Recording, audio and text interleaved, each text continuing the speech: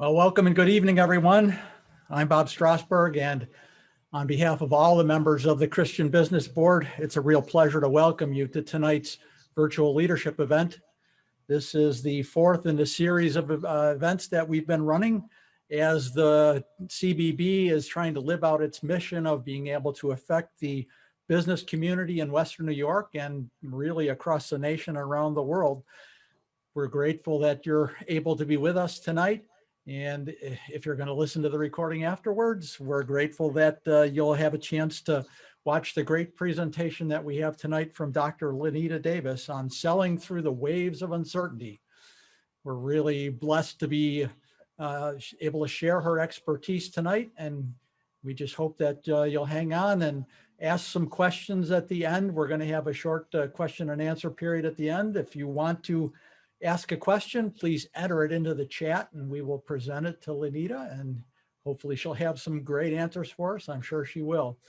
The mission of the CBB is to affect the Western New York business community by enabling its business leaders and business professionals to use whatever influence that they have in their professional positions to be kingdom ministers for God.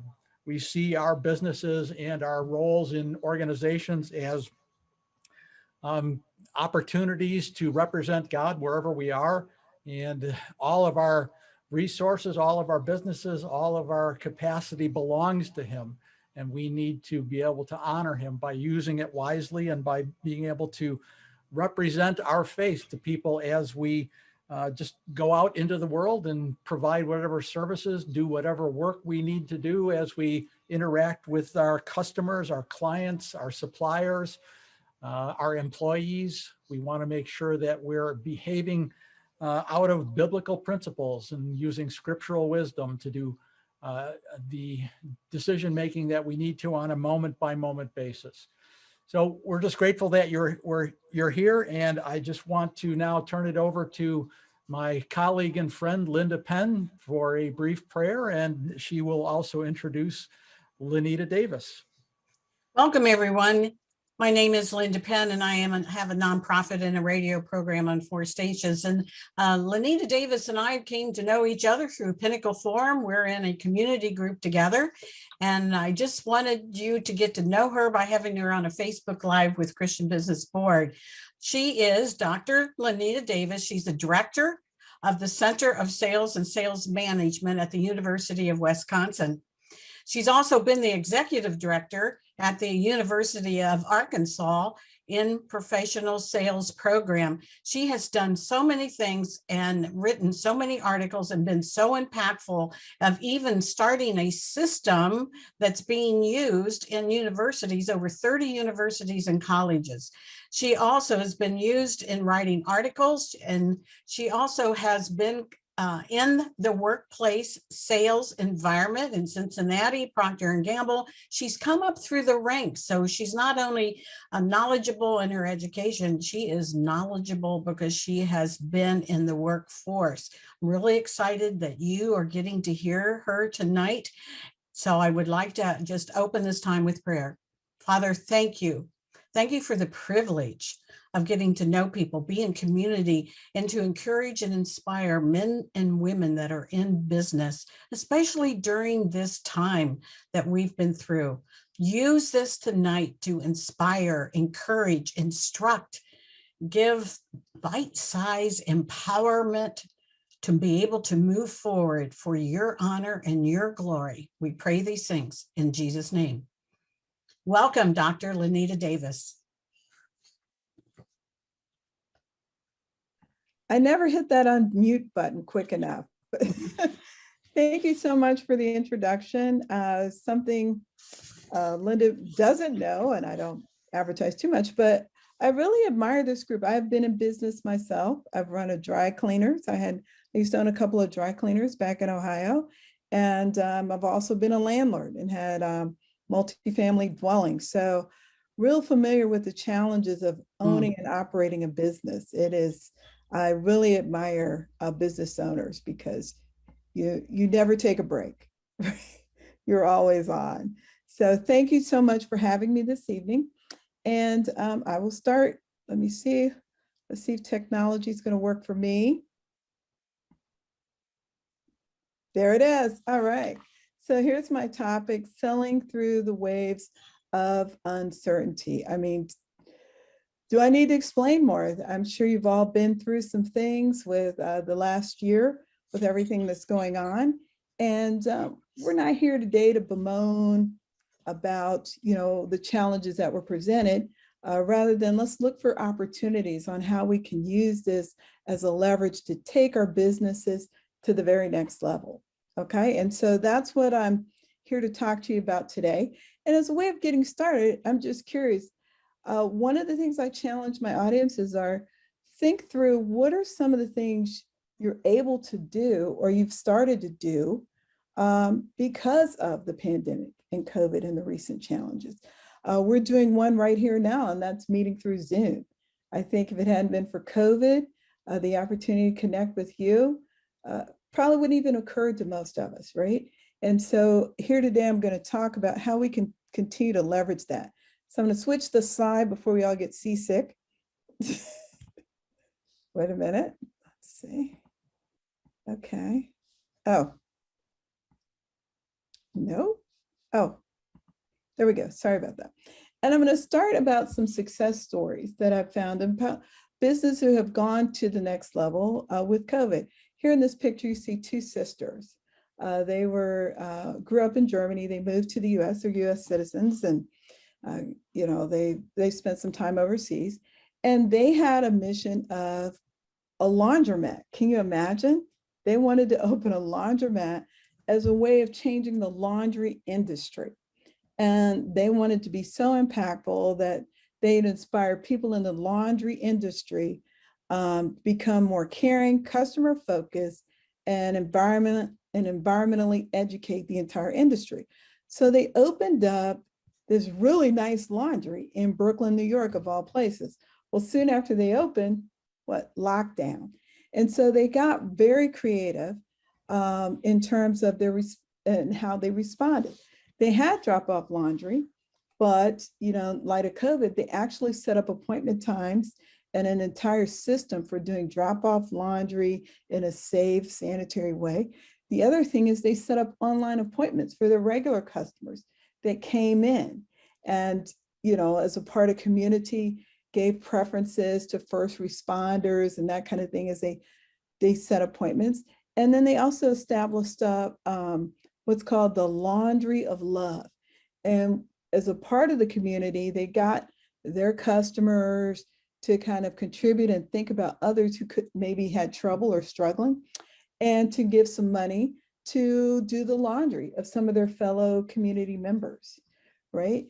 And when you look at how they set up their laundry, I mean, it's really about building that community.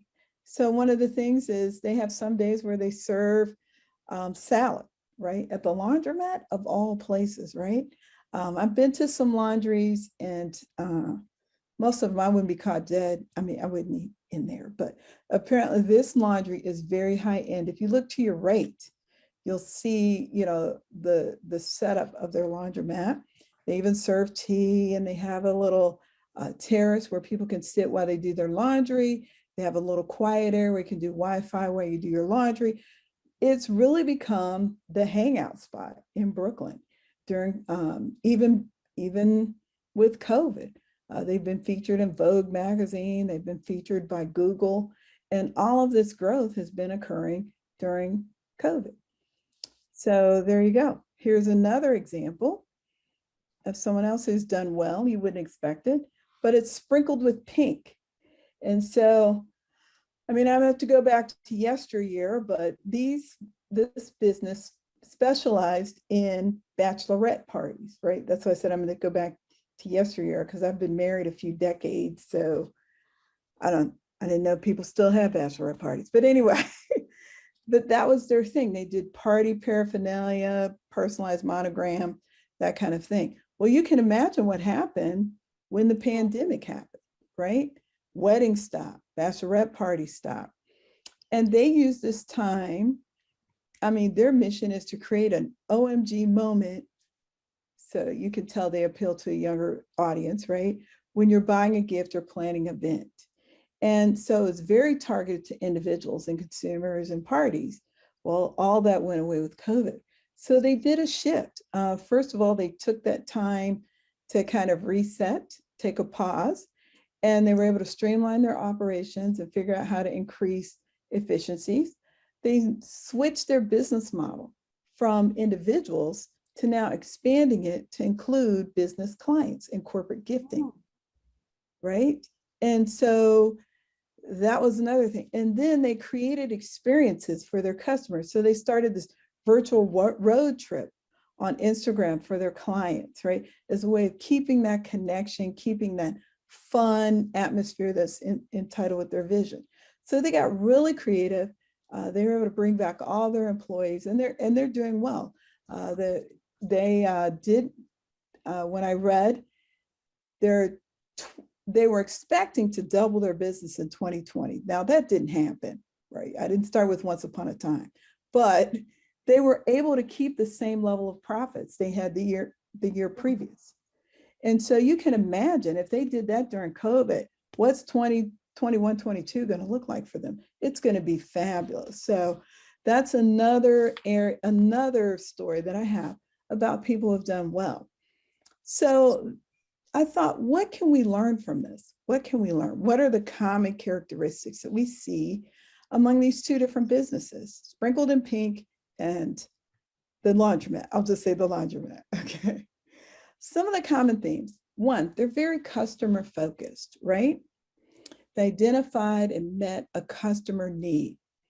They also expanded their definition of who they called a customer. As I mentioned, that Sprinkled with Pink. They went from just the bachelorettes and the weddings to now corporate gifting, right? And, they just, well, there you go.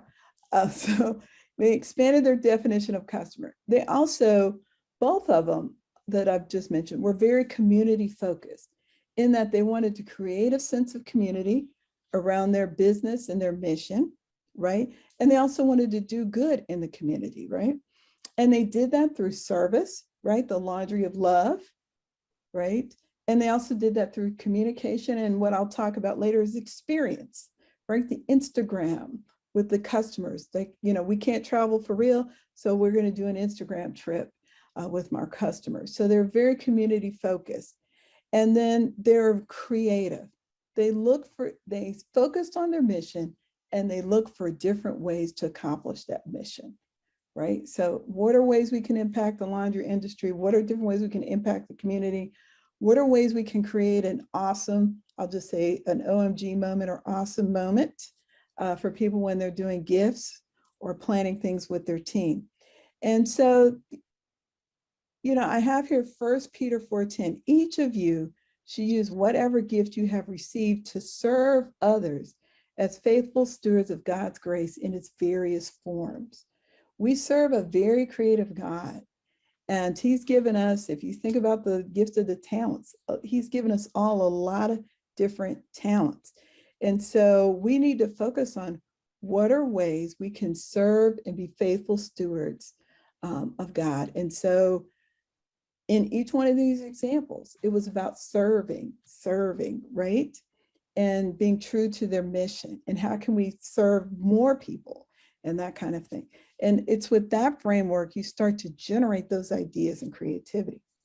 So you ask me, what does all that have to do with selling? Well, that is the essence of sales, right? A true salesperson is someone who is focused on their customer, right? How can I help? How can I serve? That is the core of sales, building relationships, those kinds of things. Salespeople have to be very creative because you're out helping people solve problems, and that takes not only knowledge and wisdom, but it takes some amount of creativity. And, we don't typically think of this before, but in today's age, in sales, you're about building communities, because I don't know how many of you done it, but nowadays when you take a meeting with somebody, they're already looking you up on LinkedIn before you ever meet them face to face. So they're not only meeting with you, they're meeting with your whole network and your whole community behind you. And, I've done some research where now it's not just sales network, it's like whole ecosystems, right?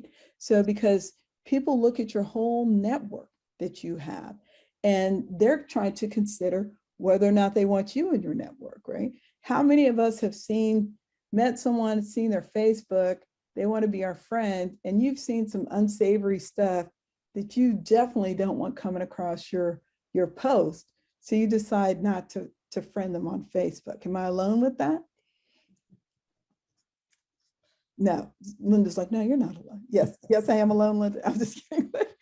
But Yeah. you have to think about the community. You're building a community every time you connect with someone.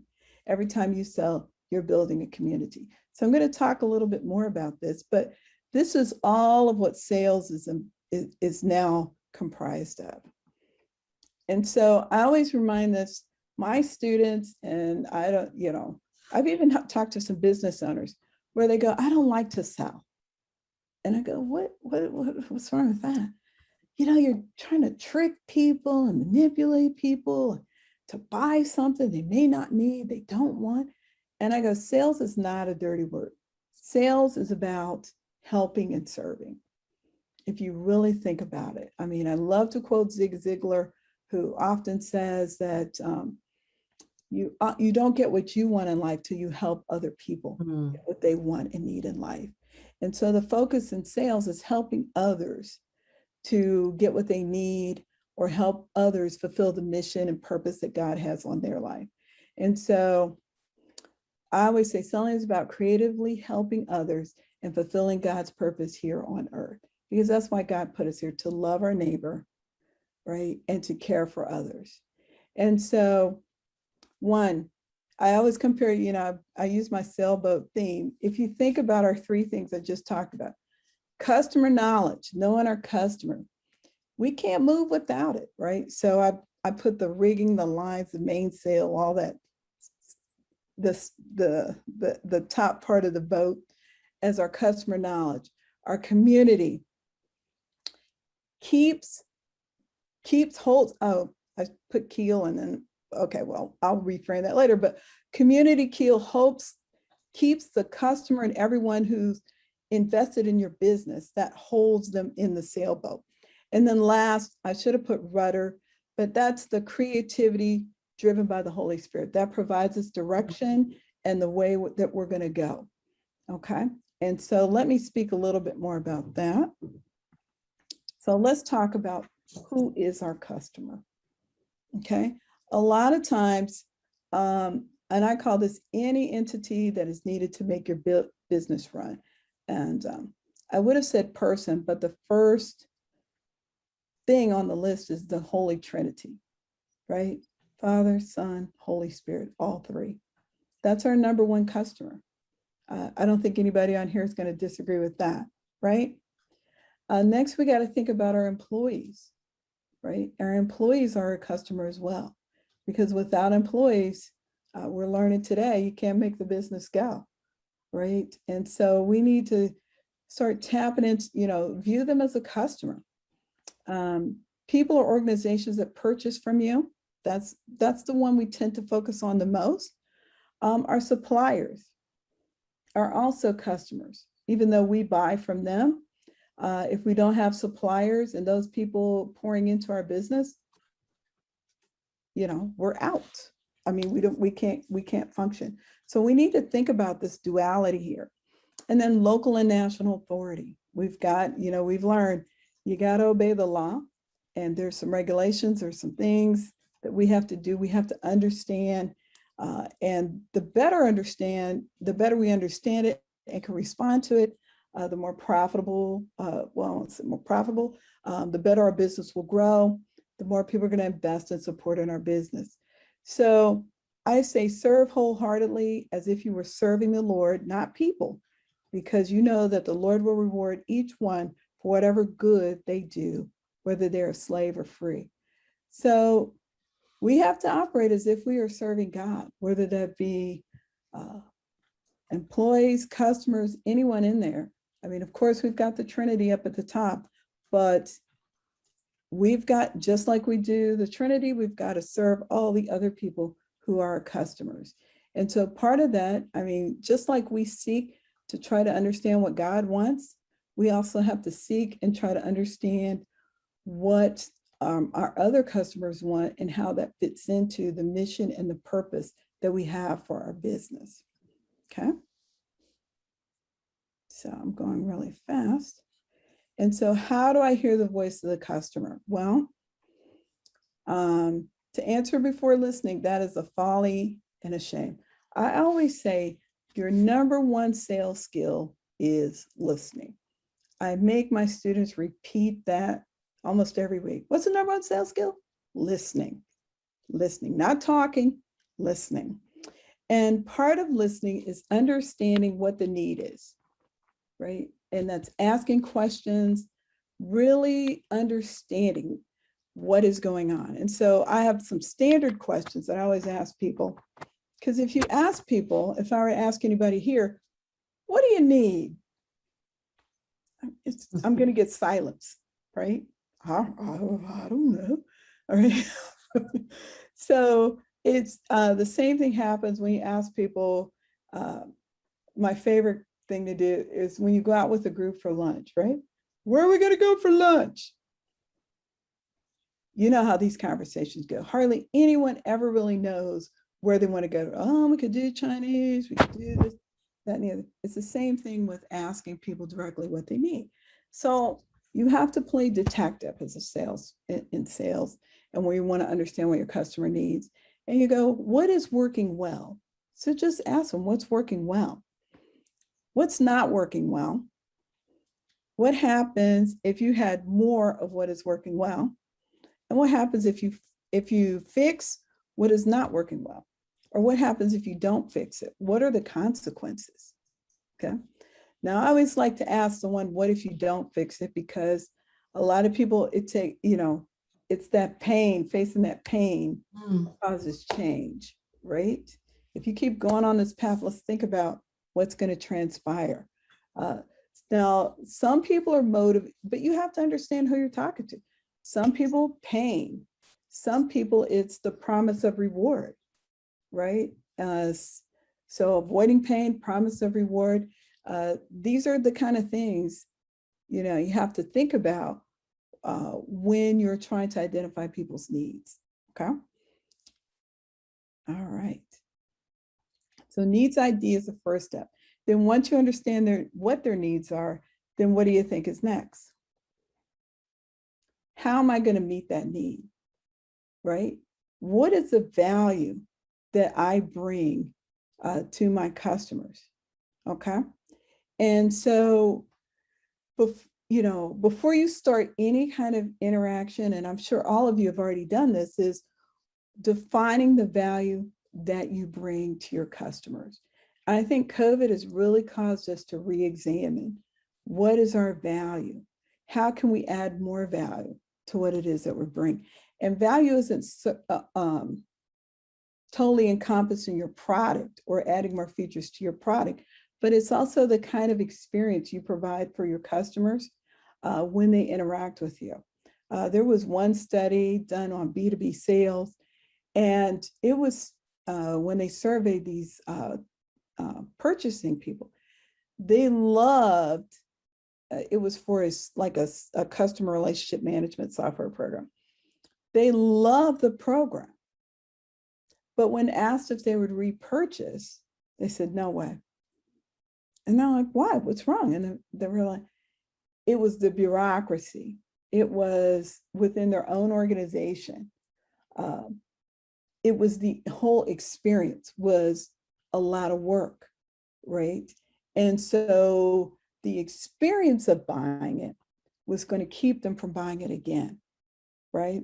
And so when we look at value, we also have to consider the experience that we create when people buy from us, because the experience oftentimes is remembered more strongly than the actual use of the product. It has a bigger weight. And so what is your value? And it's going to change with each type of customer that you have. what does God value? What does your employee value? What does your customer value?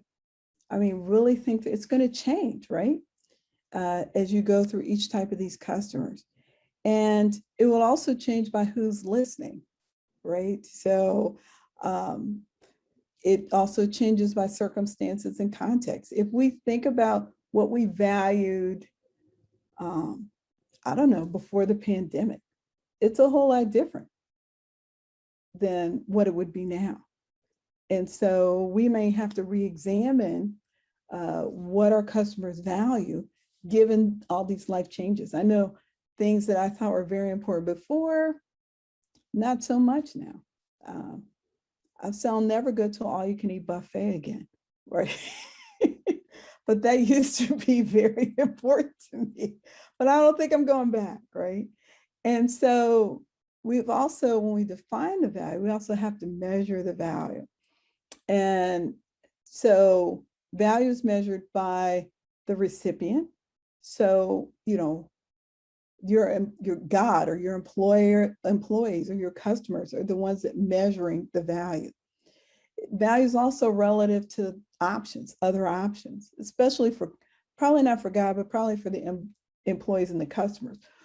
The value you bring is always compared to the value they have of doing something else, right? And so you've got to understand where you stand relative to your competitor or relative to other options, right? And so making your value more important than those other options, right? And again, it varies with circumstances and it has multiple components. A lot of times we just focus on price. And I'm going to talk for a minute why that can lead you astray, but there's multiple components. It's never just one thing. And so as a business owner, it's very important you understand what all those different components are, okay, on value. All right. Any questions or comments so far? I like to be very interactive.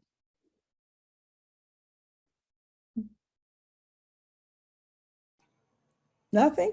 Lenita, I have just a quick point. I loved your idea about the whole concept of viewing your sales process as operating in an ecosystem and being able, having to look not only at your customers, but your suppliers. One of the things that I do is I do supply chain consulting, trying to help people understand, you know, how to fix broken supply chains. And we're looking at not only our suppliers, but our suppliers' suppliers. You know, and these days, supply chains are broken all over the world. Right. And what you said there is so important in both directions, or actually in every direction, employees, customers, and in suppliers. You need to look at your customers' customers as well. So I thought that your comment was just a great validation of that. Yeah, I mean, I'm doing research now, writing a textbook, and one of the examples I was using is a computer chip, right? There is a huge shortage of computer chips. Well, you go, okay, but that affects cars, that affects watches, appliances. There's going to, you know, they're predicting that there's potentially going to be a lot of shortages because there aren't enough computer chips to put in, I mean, to put out into the marketplace, right? And it's amazing. It's the weather in Houston. There's a lot of external factors that go into that. And the more you see these kinds of things happening, the more you realize we're all interrelated, right? And these supply chains, these connections are very important. It's a whole ecosystem, right? So when we talk about ecosystems, we talk about the external factors that you can't control, right? Like the flood in Houston or the pandemic, right? And then we go down to the government, then we go down to our community, then we go down to our interpersonal relationships, and then we go down to the individual themselves. And so you have to think across all of these levels. And what I tell people is control what you can control to be ready for the stuff that you can't control. But in all of it, God controls. So we're in good hands. All right. Now, here's the difference. And I always take people through this process of, are you product focused or customer focused? Okay. The danger of product focus, and let me talk about product focus, is revenue is created from increasing volume. So you focus on selling more as a way of increasing your revenue. Profits come when price is greater than cost. And so if you look, for example, you have your McDonald's model, right? McDonald's probably has very low margins, but they make their money based on how many hamburgers, French fries, Diet Cokes they sell, right? And they sell a lot. And so their revenue comes from selling those burgers. So you see McDonald's everywhere. They're trying to get you to buy. And then you see Timex watch, another one, okay? Versus customer focus. So revenue is generated from satisfied customers. And so the point there is the focus on customer focus is the more I increase customer satisfaction, the more I create more satisfied customers, then the bigger my revenue is going to be. And so the price then is based on value. What is the value that I bring? So when you look at, I don't know, if you're going to buy a Rolls Royce, you can't get a Rolls Royce cheap. They probably don't even, I don't even go in the showroom, but they probably don't negotiate with you. But when they sell your Rolls Royce, they say this is the best leather, it's handmade, it's hand tooled. So when you're on this leather, it'll, you'll never be cold. I don't know, but it's sold on prestige and the value. These things last forever. We have the best wood. It will put you in a different light. When you come and get your car serviced, we treat you like gold. I mean, everything is based on, price is based on value, not on what it costs to make that Rolls Royce. The same could be said for a Rolex watch. Those of you who own a Rolex watch, I mean, it's about the experience. It's about the value of owning a Rolex, right? And what a Rolex signifies, how a Rolex is put together. They go into great detail to create an experience for you and to really sell you on the value of a Rolex watch. I am sure it does not cost $40,000, $50,000 to manufacture that Rolex watch. The price is based on the value that it brings to those that buy it. And profits come when value is greater than the price. Same with Starbucks. What is coffee at Starbucks now? $4 or $5? I don't know, but Starbucks, they create an experience and they talk about the value they bring. Part of our money goes to helping create a better world. We have, and I used to go to Starbucks, they had live music playing at the Starbucks I used to go to, and they create an atmosphere. And this is the freshest coffee. It's just ground right here in the store. And this, really sells you on the value of Starbucks coffee. And so when you think about what type, when you're selling your products and service, are you focused on the product? Or are you focused on the value that you're bringing to the customer? And creating satisfied customers and creating an experience for your customers that's going to last long beyond the consumption of that product or service.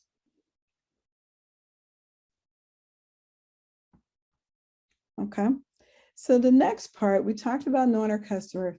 The next part is creating community.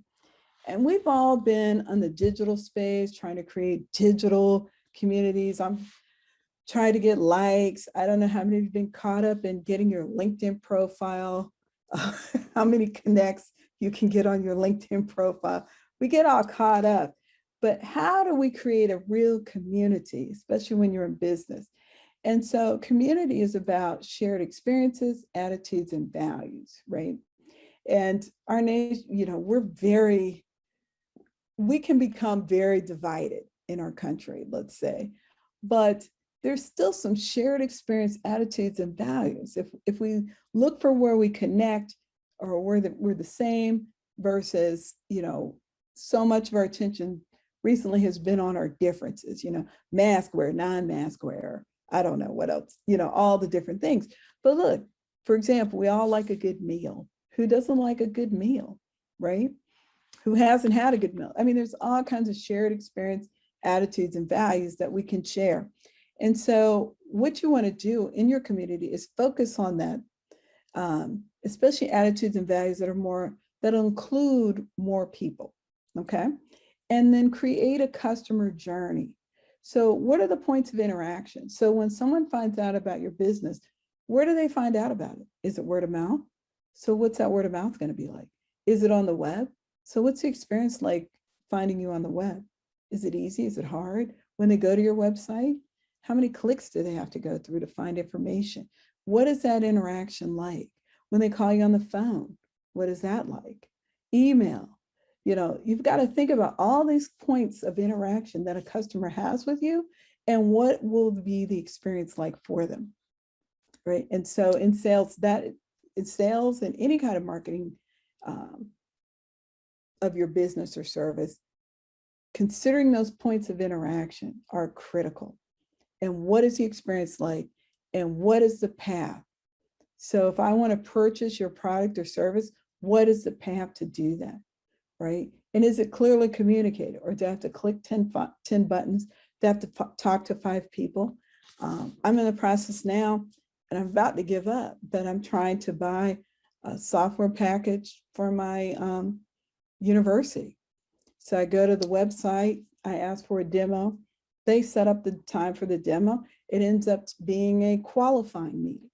So they say, okay, you're qualified, but you really should go to our partner people. I'm going to forward you over there. Well, the partner people never got in touch with me. And I've emailed them 3 times and I still haven't. So I'm going, oh, they don't want my money, right? It sounded like it was going to be very efficient, but the path was not clearly communicated. And then there's a lot of obstacles to get to the path, right? No one wants to set up 5 meetings just to find out, to get a demo and find out how much the product costs, right? So think about what is the path. And then I talked about finding common attitudes and values that will include rather than exclude people. So when you're creating a community around your product or service, think about the laundromat, right? They said they wanted to create a great laundromat experience, clean clothes, environmentally friendly, a nice clean place where you can do work and that kind of thing. Well, who doesn't want clean clothes, right? That's very inclusive, common attitude. I mean, it's rare you're going to find someone who's going to openly admit, I want dirty clothes. I don't want to wash my clothes, right? Who doesn't want a clean environment to do their laundry? Any of us who've been to a typical laundromat, it's like, oof, it's not a place you want to hang out. It's a place you want to get in, get out, and do your thing, right? And so they really tapped into some commonalities that we can all, that will include a lot of people, especially people who have to do their clothes in a laundromat. And then they created points of interaction between members of the network, or in this case, the ecosystem, right? So in their case, it was the laundry of love, right? So there's some members who are less fortunate, let's kick in and help those people. But it could be other type of events or other types of interactions you may want to create among people in your network. One thing I like to do, and I tell when I teach sales, I call it the Miracle on 13th Street kind of sales attitude. If you remember Santa Claus, if somebody could not find the product or service they needed from Macy's, Santa Claus directed them to a store that did have their product or service, right? And so a lot of times if I can't do something for one of my customers that work with me in my sales program, I will direct them to someone else and help them solve their problem. I call that planting a seed. It's going to come back to me. But creating those points of interaction between members of your network is very important, because now you have a stronger network of support for your business or service. The people remember that, and it will definitely come back to you. Yeah, I just believe the law of sowing and reaping. And so I just call that sowing a seed, and I'm going to reap and yield a return. So creating a community. So some ideas for creating a community. Identify and look for opportunities to connect. How many of you have a customer relationship management system or a spreadsheet of all the customers with their contact information, right? Do you track the last time you spoke to them and what the conversation was about, right? How many touches do you have with each one of these customers or potential customers? And by that, I mean, do you email them just in general, about what's happening with your business, or to give them information about the industry that they might be in that might be helpful? Not that you're trying to close a sale, but it's just a touch, right? It says, for those who do B2B sales and call on a client, it takes between 5 to 7 touches before you actually get a face-to-face meeting. So that's not just phone calls, it's emails. There's all kinds of creative ways to touch or interact with someone, right? And so think about that. And even with the customers you currently have that are regulars, keeping those touches. Every time you touch, you strengthen the relationship. And so do you have a planned strategy for creating those customer touches? The other one I said, create rituals and traditions with your community members. So do you send out Christmas cards? These are just blue sky things I can think of to create traditions, but I have people I buy from every year and, oh man, where's my Christmas card from so-and-so? Oh man, did I get it? Right? I used to have one clothier that I helped him, I help companies hire sales reps. And I used to get silk scarves from them every year, right? And I was like, oh. Then you stop again. I was like, oh, where's my silk scarf? And I'd wear it and I'd brag, I got this from Tom James, which created word of mouth, right, for that company. So what traditions are you building within your community? What things are you doing that your customers are looking forward to? Do you send them a birthday card? I had an insurance agent always send us a birthday card and sent my girls a stuffed animal, right? And it's something we look forward to. Never left them just because of a birthday card and teddy bear, but you'd be amazed, right? And so I gave you a few ideas. The other thing is create a logo or symbol that identifies your community. It doesn't have to be a cross. I picked it for this one. But I mean, when you read the Bible and it talks about God raises a standard, right? And we always think that's a behavior or a standard we have to meet. But if you look in the Old Testament, the standard was like a flag. It's a flag that people rallied around in the battle, right? And each flag had a symbol. And so create a symbol, might be your company logo or whatever, that people can rally around. Like, oh, that's Linda. Oh, that's this business or that. I mean, you see those golden arches, we all know what it's going to be. They don't even have to put the words in it, right? McDonald's, right? So create a visual or a symbol that your community can rally around, okay?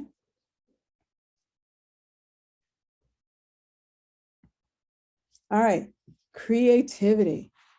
I hear this all the time. I'm a very creative person, and I always get this. How can I be more creative? Okay, it's real simple. Ask. Ask God. Who's more creative than God? God created what? What's the first verse in the Bible? In the beginning, God created heaven and earth, heavens without void. Ask the man, ask the Almighty, the man upstairs. He is the most creative just force. I just love God. I mean, he's just so creative. The things he does, makes something out of nothing. And he never does the same thing twice. It's just very creative. I get very excited about this. And in Psalms 139, he filled them, I can't see it all because of my screen, but he filled him with wisdom, understanding, all kinds of skills. When you read the book of Nehemiah, right, all the artisans and craftsmen, there were people on that wall. God just filled them with the knowledge and skill to do that. They had no training, no anything, but they opened themselves up. God filled them and gave them the skills and training they needed.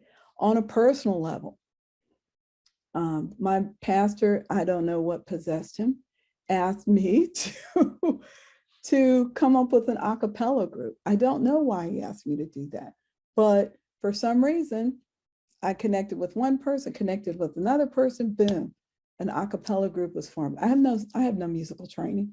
I don't know the first thing about it. I led a dance team.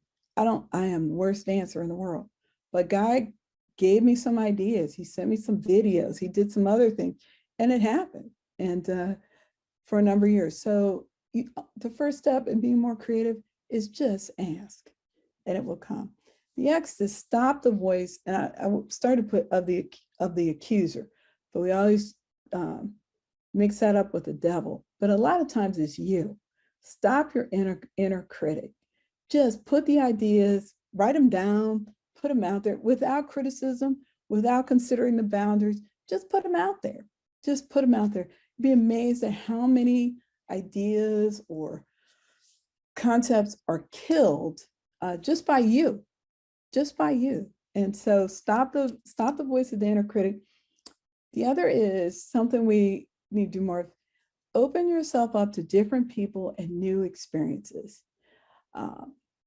I would say nothing spawns creativity like traveling, but that's not going to be a thing for a minute. But and you've got Google, Facebook, all kinds of things. Meet different people. So you met me tonight, and hopefully I've given you some new ideas and new experiences. Some may be good, some may be bad, but just meeting different people who see the world a different way expands your mind and gives you new creative ideas. And the other is be interested in others, right? So when you're having conversations, take note on who's doing all the talking. If it's you, stop and start working on asking other people questions and being more interested in others. You go, what does that have to do with selling? You'd be amazed at the connections and the communities you can build when you listen more to others, more interested in others than you are in telling your story. I've made some fabulous connections, and God always amazes me at the people that I meet and the things that happen just because I asked people questions and showed interest in them. And so that's another way to spark creativity.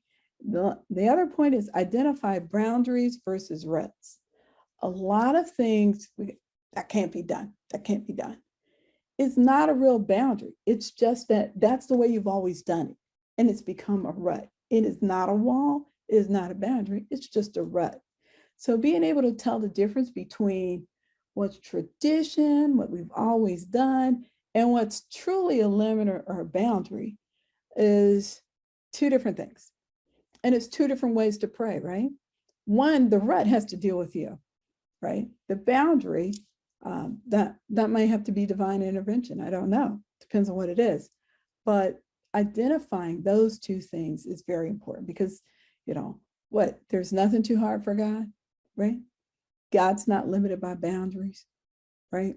And so asking, believing, faith, and understanding boundaries versus ruts, that's going to start opening your mind and being more creative. Okay.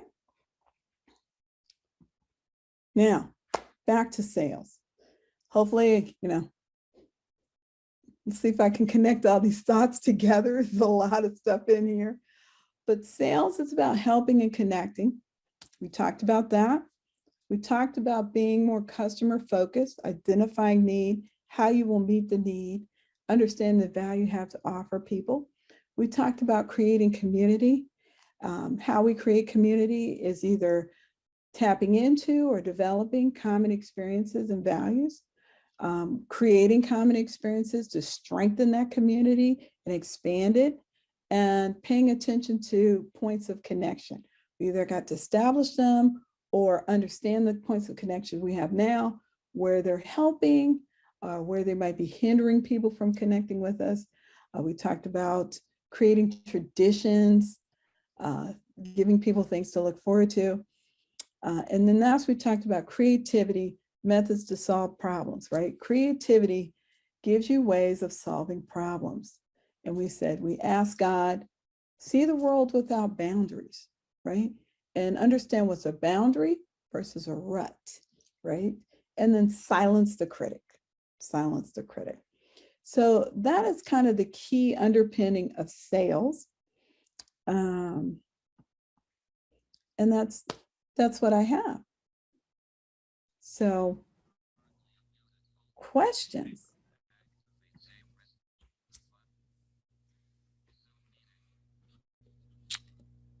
Lenita, we're going to go to a question and answer period in a second. Oh, that's right. There's But another part. I would Sorry. no, we're great. That was awesome. I want to personally thank you, along with Christian Business Board. This is Dominic Secaroli, for sharing that wealth of information. And I know without a doubt that anybody that's going to listen to this, did listen tonight or through Facebook Live or through the video to send out, that it's going to make a difference in the lives of those that are, definitely struggling during these difficult times. We are going to go to a question and answer period. So if everybody can hold on for 1 minute, I want to contact us through email. You can go to info@christianboard.com. Website is christianbusinessboard.com.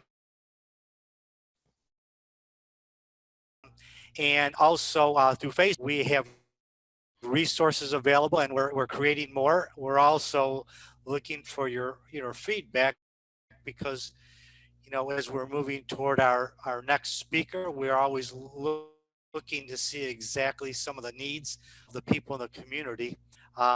And that next event will be on June 20th. So please, get a hold of us through any of those contact ways, and we will definitely consider anything that you send back to us. So with that said, I am going to turn this back over to Bob so we can start our question and answer period with Lenita.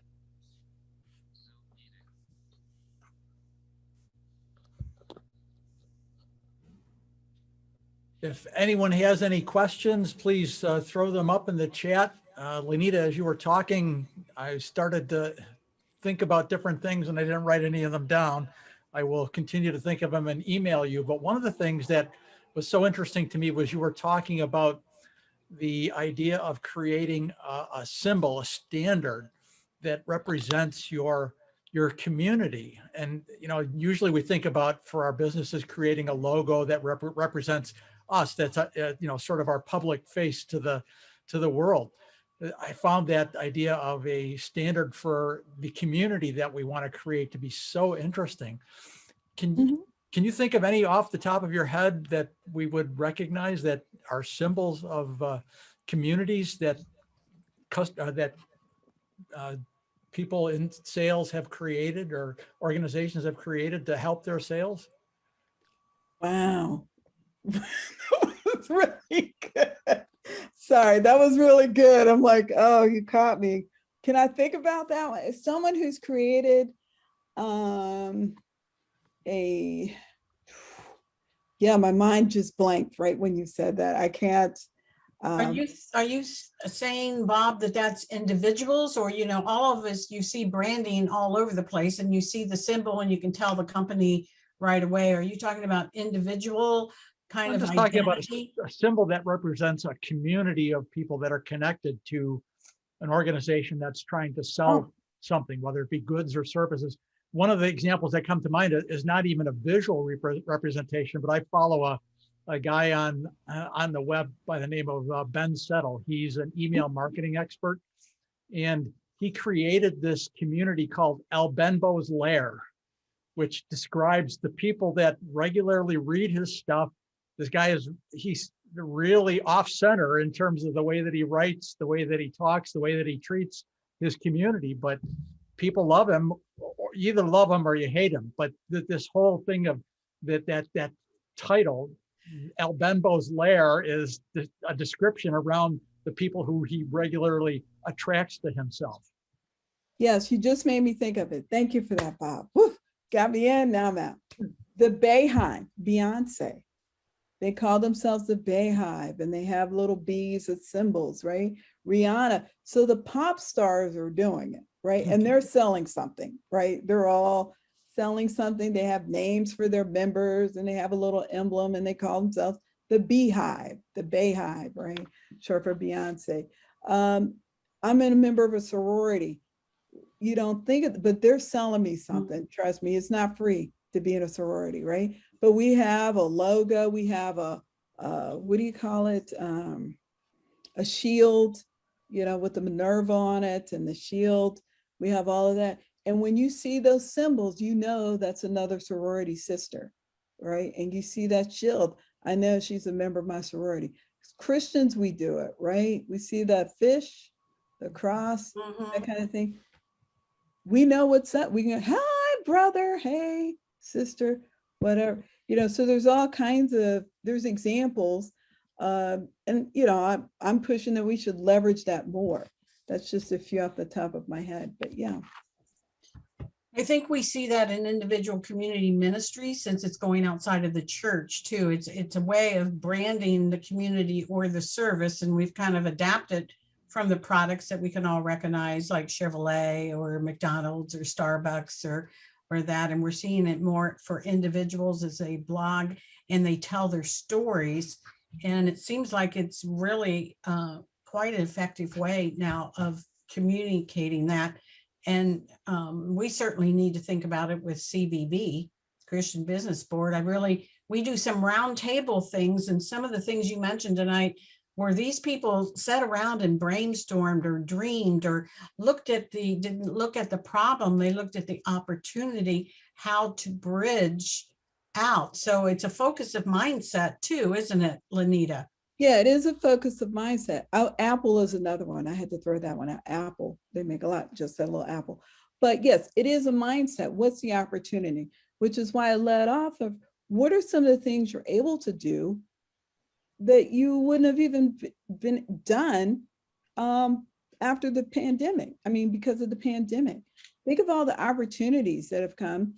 I've had professors who are bemoaning the pandemic and having teach online. And I said, well, what can you do now that you couldn't do? What can you do now because of the pandemic that you couldn't do before? I mean, it was attend the Celtics basketball game, right? Because they had some kind of online giveaway. They had a celebrity come speak to their class, right? People are more willing. I mean, it's just a Zoom call now, whereas before we made everything face to face, right? And people had to travel. So it's the mindset. You're right, Linda. What's the opportunity, right? What is the challenge? And that's what God does with everything, he's pushing us. It looks like Deborah's got a question too. Deborah, why don't you go ahead and ask your question? Hi, Lenita. I'm part of the CBB, and thank you so much. You've made very difficult things simple to do. And so a question about CBB. We have been praying for community. We want to take the community of what CBB is and extend it wider.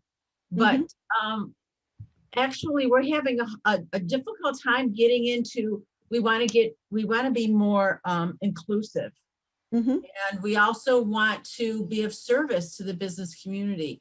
Do you have any suggestions to maybe break down some boundaries or what we could serve businesses, how we could do that?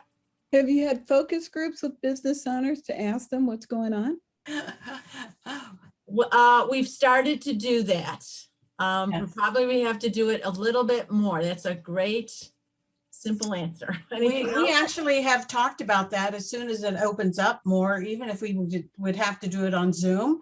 But I mean, you've done it for years in companies or businesses. I've done it in ministry to see what people liked, what they didn't like, what was on their heart, what did they see as a need. So to really focus on that, we would really like to open up our community, open up so we can actually get together and invite business people together and kind of brainstorm that and have those focus groups. And what I learned in ministry is you never had the focus groups ran by the leaders of the ministry. You had other people that they felt safe with. They said they could say confidential things and they could say exactly what they needed to say, because that's the effectiveness of focus group. Would you agree with that, Lenita? Yes, I do. I would agree with that. And it's just as simple as what's working well for you, right? Get them to talk about themselves. And if you get people to talk about themselves, I mean, all your questions will be answered, because that's one thing human beings love to do, talk about themselves, right? Oh, that's wonderful. You know? Any other suggestions, Yes. Leah? That's good. No, that's good. And then I would say those points of connection. So you did the mass emails for your events, right? But maybe send out mass emails with just information that will help you in your business, right? So, hey, here's a tip. Maybe, you know, if you have this kind of business, you should do this. You know, you've got Bob in supply chain. He's got a lot of knowledge. Just a short little blurb or a helpful hint or tip that would help somebody in their their day-to-day business, right? And they're like, wow, these guys have a wealth of information. Let me see what else is going on. But those touches, creating those touches, That's right. that's how you get people in. Mhm. You know, if you only reach out when you want them to attend an event, it's going to be tough going. Okay, brilliant. Mm-hmm. Lenita, we've got Awesome. another question. It reads, could you recap your role or where she's using this sales methodology? Are you using it in your own business? Are you teaching other businesses that you consult with? Or it appears you're also teaching this in your college classes as well. Right. I run a sales program. So that means I run sales competitions. I teach sales classes to train the next generation of sales reps that go out. And so I do that. I also work with businesses to help them find sales reps, you know, hopefully my students. But, you know, I've done some training recently. Dominic and I were talking, but I was working with World Vision in terms of training blind people how to do inside sales. And that's a real passion of mine. And that was called thinking out the box thinking, right? Because people have such a hard time hiring salespeople. And I just happened to be hanging out in my new apartment, and I ran into this. I didn't know she was the CEO of World Vision, but she heard me talking, and I started asking her what she did. And one thing led to another. And I was like, she was telling me how the unemployment rate among blind people was 98%, and I was going, really? Oh my God. Well, she was showing me all the stuff that she could do with her iPhone. I think that's what got us started. But she's showing me all the stuff she could do with her iPhone, even though she was blind and all this stuff. And one thing led to another. I was like, you guys could do inside sales. Your students could do inside sales. And she's like, wow, I have all the equipment for a call center right there in my building. We just didn't know what to do with it. I was like, oh my God, and boom, idea was born. So these are the things I do, wherever God leads me. Lenita, are there online opportunities through your classes or things that you have published, articles that you have written that would be available to men and women in business for sales that you could refer them to just as resources and reference? Sure, I'll come. If you would like, I'll give you a reading list of different references and things. You probably don't want to read my articles because they're boring. They're written for academics. Right? Okay. But I have some resources that you could use and I could refer you to that would be very helpful in your business. And I will. It's so very, very practical today. Thank you so much. It just helps us to refocus and use those opportunities for creativity rather, kind of pull ourselves out of the pandemic.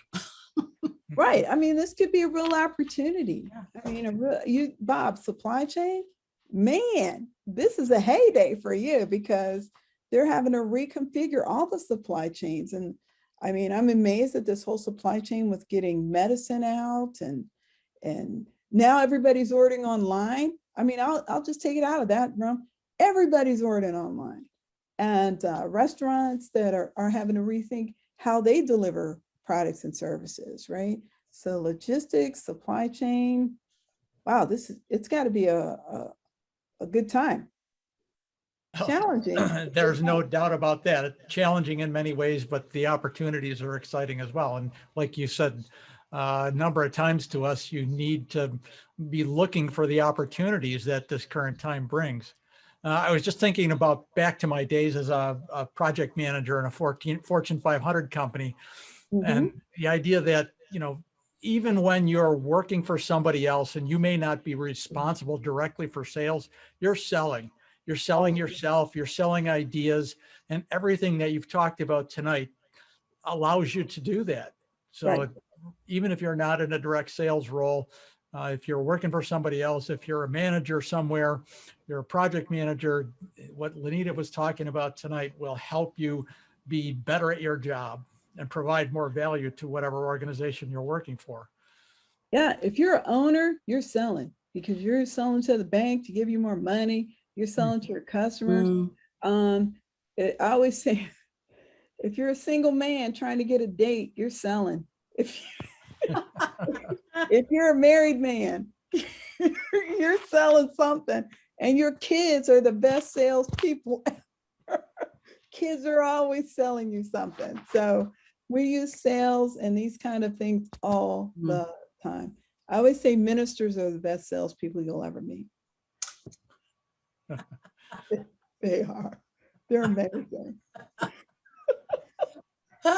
One of the best pastors I worked with for a number of years before he was saved and went in the ministry, he was a used car salesman. There you go. Qualified him for just reaching people. It was wonderful. There you go. I mean, You're absolutely right, Lenita. that's right. What's your need? What's, Yes. making that connection, Yes. building community. That's like a minister, right? Isn't that what they do? Mhm. So there you go. So look at, maybe I should put, instead of sales is helping, sales is ministering. It's a ministry.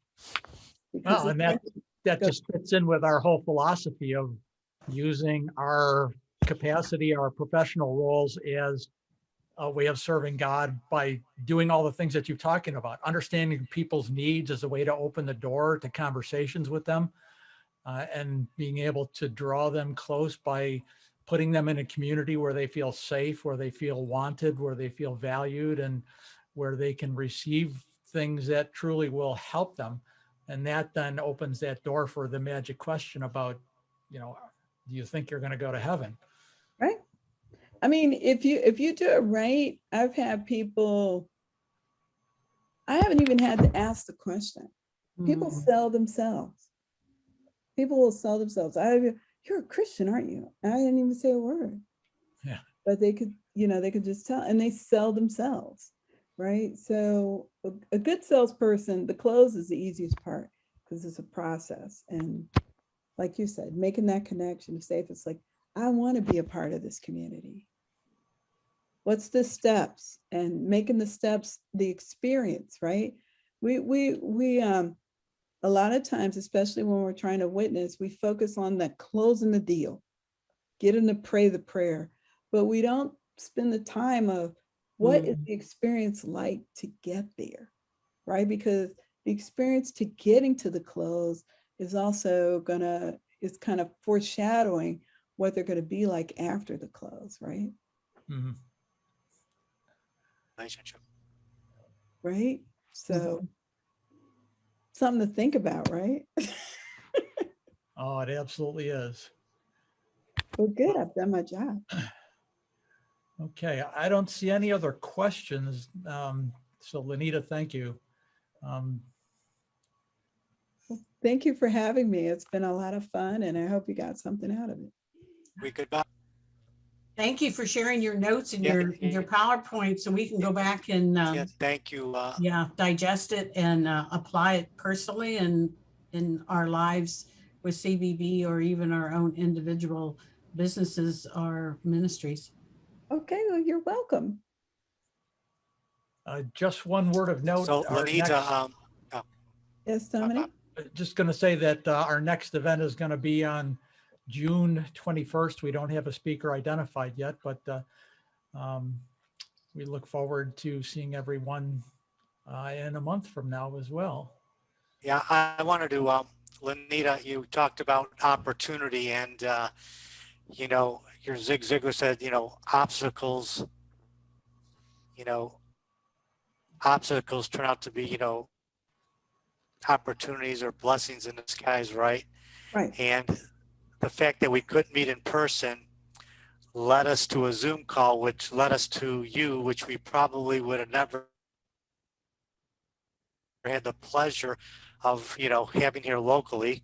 And, I want to thank you so much again for everything you shared tonight. Again, I'm sure that through Facebook Live and all the videos we'll be sending out, that it's truly going to be a, wealth of, information. Anybody else still can, Facebook, Christian Business Board. You'll see it on our website, christianbusinessboard.com. Again, if you have to email us, we'll be at info. Just really believe if you're on Facebook right now, it'd be great if you shared this out. When we do send it out through video, it'd be great to share it to any other business owners, entrepreneurs, nonprofits, or anybody else that's really struggling during this time. And again, it was a real blessing. And again, June 21st, Bob, is that correct? Yes, that's correct. The 21st of June. Okay, Monday night at 7 p.m. And again, based on all the information we're going to get back through our contact information, will definitely is going to have an impact on our next speaker. We thank you. God bless everyone and have an awesome night. Good night. Good night. Thanks, Good Lenita. night. Thank you, Lenita. Good night. Thank you.